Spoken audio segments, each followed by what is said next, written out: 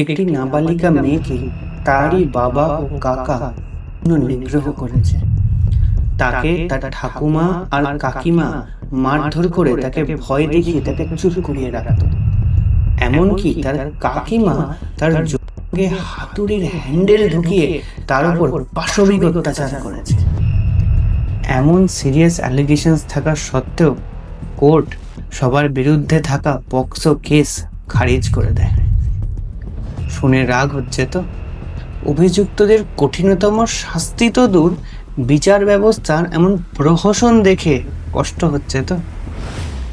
এবার আমি যদি বলি এই কেসটা নাবালিকার মা তার শ্বশুর বাড়ির সবার উপর লাগিয়েছে, আপনি বলবেন হ্যাঁ তো। আচ্ছা, এবার যদি বলি তাদের উপর এই কেসটা লাগানো হয় ওই বাবা মার ডিভোর্স কেস চলাকালীন, এবার যদি বলি ওই কেসটা সাজানো,